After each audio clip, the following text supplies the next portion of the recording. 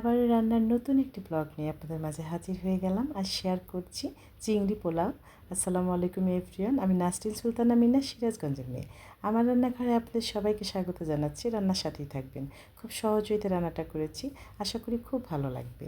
এই রান্নার জন্য বাজার থেকে চিংড়ি মাছ নিয়ে এসেছে, বেশ একটু বড় সাইজ চিংড়িগুলো খুব ভালো ছিল, একদম টাটকা। এদিকে বাসায় আমের ভালোবাসা চলে এসেছে। মা কিন্তু খুলছিলেন, মা এগুলো ভীষণ পছন্দ করেন, মা কিন্তু অনেক কাজ আমাকে হেল্প করেন। এভাবে করে যে আমার বোন পাঠিয়েছে, আমার সেজ আপু পাঠিয়েছে, মা ভীষণ আম পছন্দ করে, সেজন্য আম্রপালি আম চলে আসছে। তো এভাবে করে মা সব কিছু নিজের হাতে করেন। মা আম ভীষণই পছন্দ করেন। আমের সময় মা আমই বেশি খান, রুটি দিয়ে হোক, দুধ ভাতে হোক, এমনিতে হোক, মুড়ি দিয়ে। আম ভীষণ মায়ের পছন্দ, সারা বছরই দেখা যায় আম সংরক্ষণ করা হয়। এভাবে করে আমার রান্নাটাও কিন্তু হয়ে যাচ্ছে।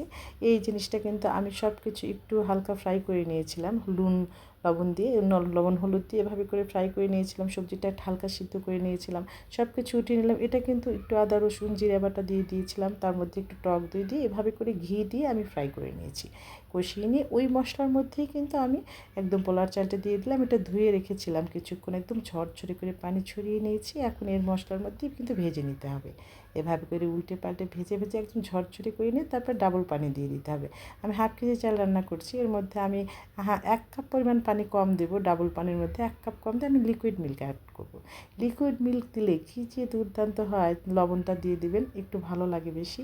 কাঁচামরিচ অ্যাড করে দিলাম। যখন দেখবো পানিটা একটু টেনে যাচ্ছে এভাবে করে, তখন কিন্তু আমি চুলাটা আঁচটা কমিয়ে দেবো। হাই হিটে করছিলাম, এখন ঢাকনা দিয়ে ঢেকে দিলাম। আর এই যে ঢাকনার উপর যে একটা ছোট্ট ছিদ্র আছে, সেটাও কিন্তু আমি কাগজের টুকরো দিয়ে বন্ধ করে দিলাম, যেন ভিতরের বাতাসটা কোনোভাবে বের হতে না পারে। এই যে এখন যেন সব দিকে পোলাওটা সুন্দরভাবে হয়, সেজন্য কিন্তু 5 মিনিটস পর আমি একটু উল্টে পাল্টে দিলাম, যেন সব দিকে সুন্দরভাবে ঝরঝরে হয়, কোথাও শক্ত ভাবটা না থাকে।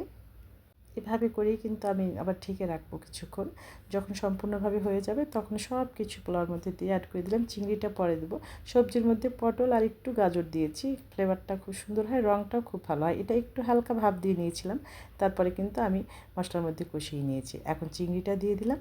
এখন উল্টে পাল্টে খুব সুন্দর ওয়েতে কিন্তু আমি মিশিয়ে দিচ্ছি। এই পোলাওটা কী যে ভালো লাগে, রান্না করা একদমই সহজ, কিন্তু খেতে দুর্দান্ত। আপনারা কিন্তু বাসায় অবশ্যই ট্রাই করবেন। আশা করি সবার ভীষণই ভালো লাগবে, কারণ এটা খুবই সহজ রান্নায় দুর্দান্ত স্বাদ। আমি একটু ঘি অ্যাড করে দিলাম, আর পেঁয়াজের বেরেস্তাটা কিন্তু দিতেই হবে, এটা দুর্দান্ত ফ্লেভার হয়, খুবই ভালো লাগে। এভাবে করে কিন্তু দিয়ে আমি সব কিছু ইচ অ্যান্ড এভরিথিং দিয়ে কিছুক্ষণ আমি ঢেকে রাখবো।